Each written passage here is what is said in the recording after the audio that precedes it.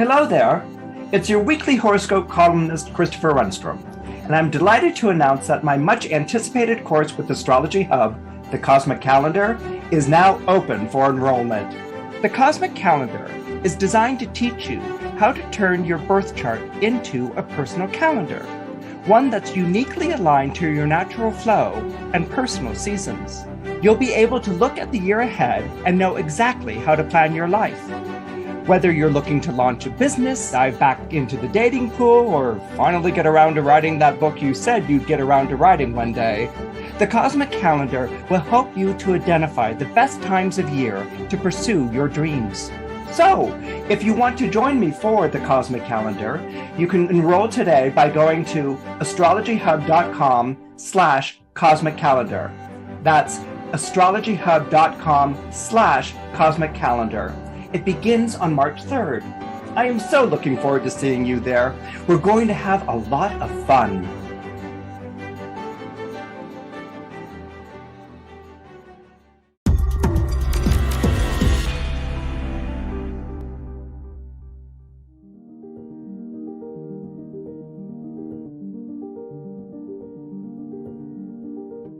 Hello, my name is Christopher Renstrom, and I'm your weekly horoscope columnist here on Astrology Hub.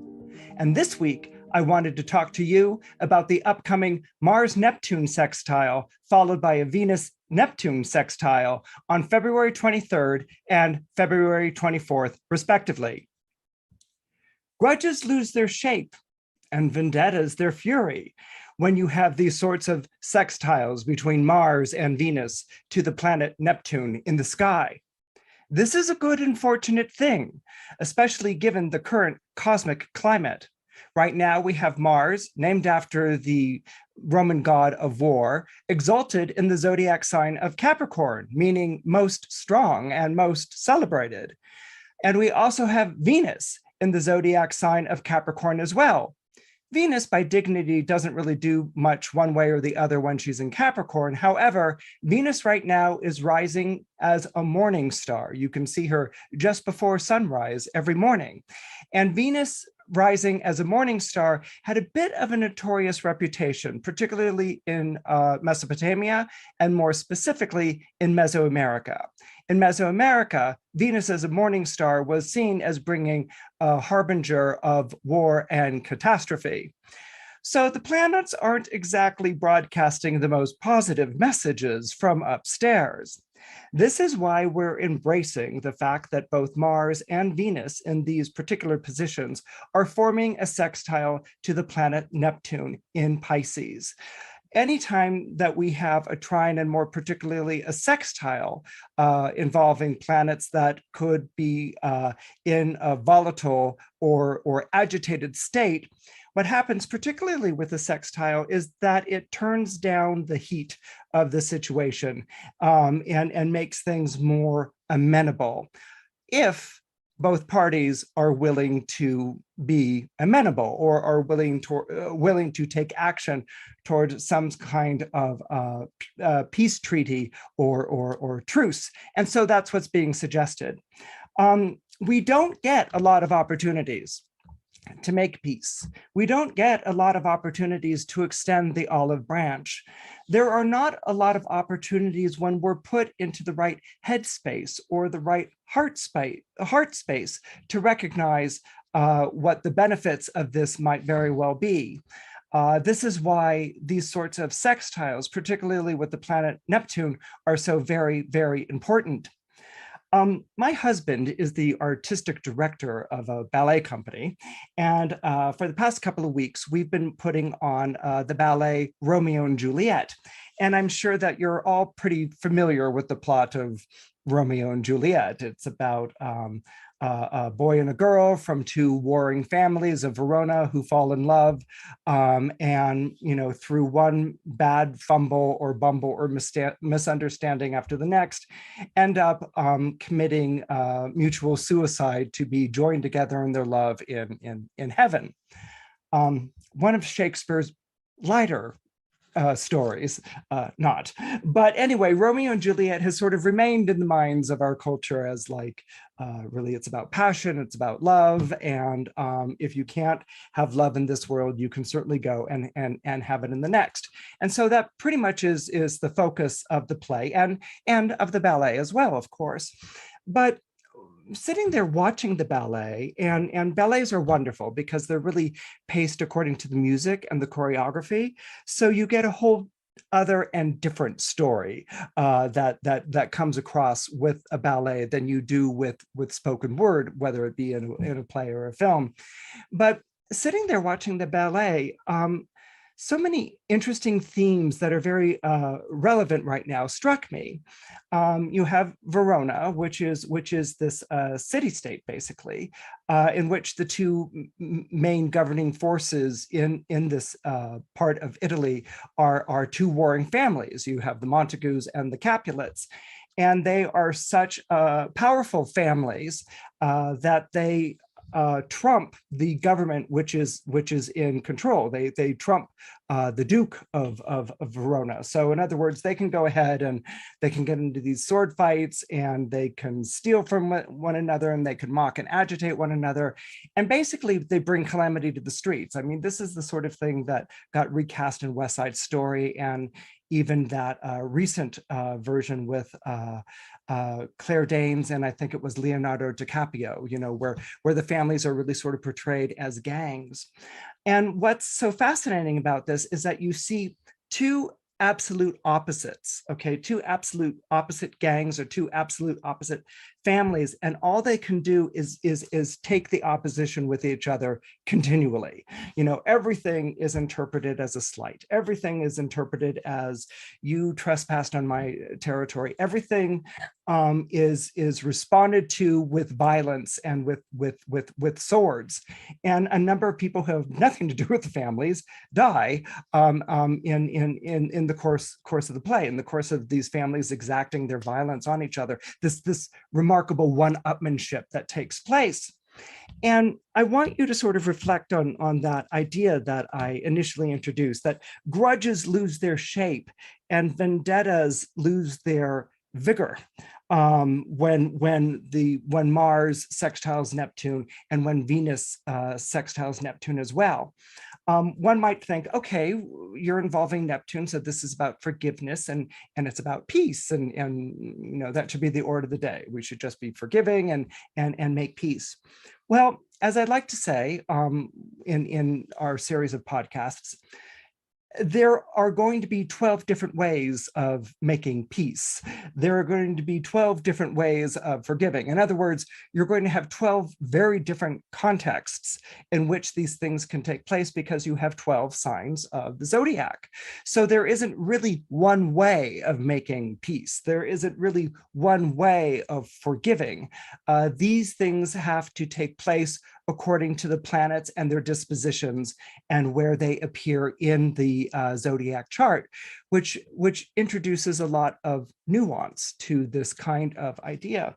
Now, when we're looking, for instance, at Mars and Venus in Capricorn, we're dealing with two planets that are slow. Capricorn is regarded as a slow zodiac sign. It's not speedy, it's not quick, it's not razor sharp or anything along those lines. It's slow. Like if you look at the goats climbing up the mountains, I mean, they can do some hopping along and skipping, but then there's a point in which they're scaling the sheer face of the mountain, and that's very slow going. They're picking their way very carefully. So this kind of idea of moving towards a sort of grudges losing their shape or vendettas, their verve, their force, is going to be very slow going under Capricorn. And there's also going to be another quality as well, because of the positions of Mars and Venus in Capricorn. There's going to be the quality of skepticism. Capricorn is ruled by Saturn, and so it is a very skeptical sort of sign. It could even be said to be cynical in a way. So it's like, really, we're going to make peace? Really, we're going to both agree to settle this grudge? I don't think so, or I don't really believe it. So this is the kind of energy that's coming up right now. So we kind of have this this ongoing I had the word for it in a moment. I think I'll do it in mime. We have this one-upmanship. Okay, we have this ongoing one-upmanship that's taking place, particularly when Mars is involved in this placement. And so how are these energies going to be sold on, like the Montagues and the Capulets laying down their swords and making peace? As you know from the play, that doesn't go well. In fact, any sort of overture to peace brings even more disaster. It's Romeo, after he's married Juliet, who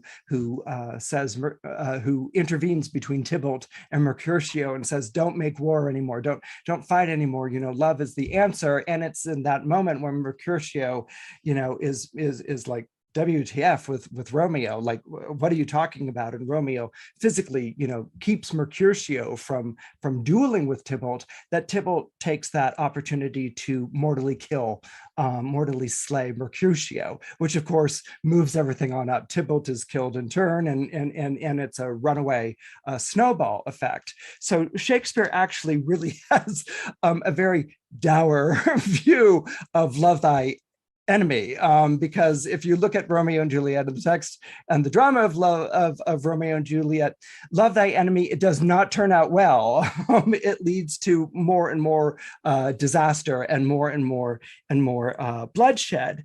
So where is this going to stop? How is this going to end? We look to Neptune and Pisces, and we see, a lot of Neptune and Pisces is the promise of forgiveness, of dissolving boundaries, of, softening the chips on the shoulder and maybe even lifting them off and taking them away. And this is a lot of times the way that people will look at Pisces. They'll see Pisces as the zodiac sign of unconditional love and peace and love and very spiritual, very soulful, and this sounds like a wonderful thing. But what people aren't, and those things are true, by the way, those things are true in Pisces, but Pisces has a whole gamut of what it's going to represent. And we have to remember that Pisces is the last sign of the 12 signs of the zodiac. And so Pisces carries within its symbolism, all right, within its archetypes, it carries within it the apocalypse, okay, the end of all things.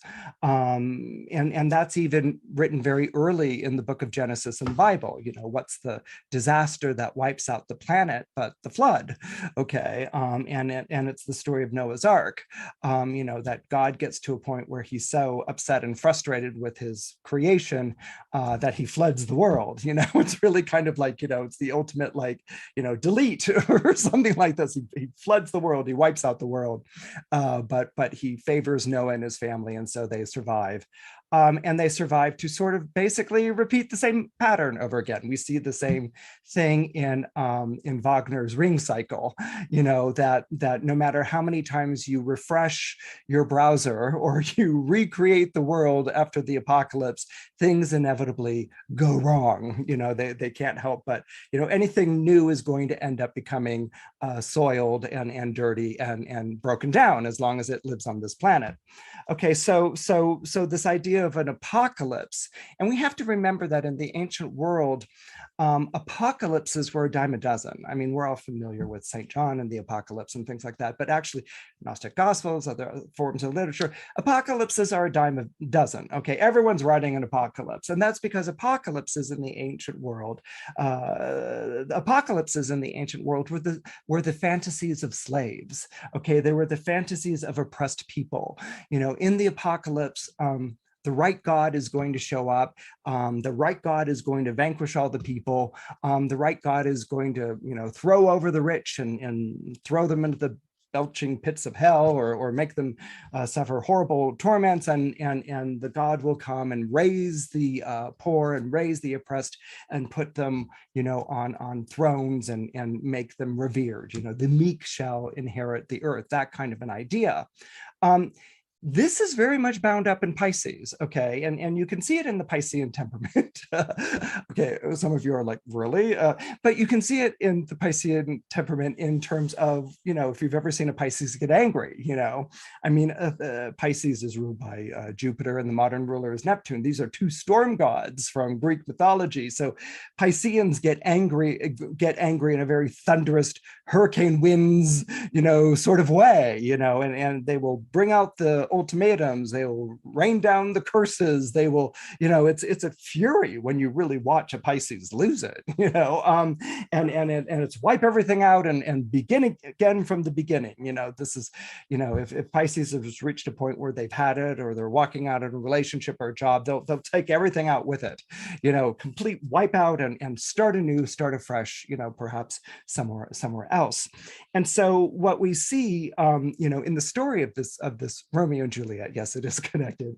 What we see in the story of Romeo and Juliet, the only thing that really sort of stops the families in their track, obviously, it's the twin suicides of Romeo from the Montagues and Juliet from the Capulets, and their bodies being discovered in a tomb as a result of a harebrained scheme by Friar Lawrence. But anyway, the thing that really sort of wakes up the families to this is that their own heirs have been destroyed.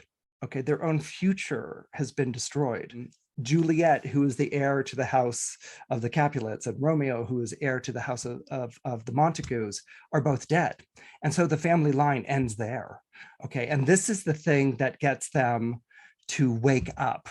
This is the thing that gets them to realize that, if you pursue a vendetta blindly, if you pursue a vendetta, with undeterred, making no concessions, making no willingness to understand, you will wind up annihilated. I mean, that's basically the message of the play, and it's a message in life that it's more than nothing good comes of it and don't be a vengeful sort of person. It's you will wind up wiping out yourself and those and the other party.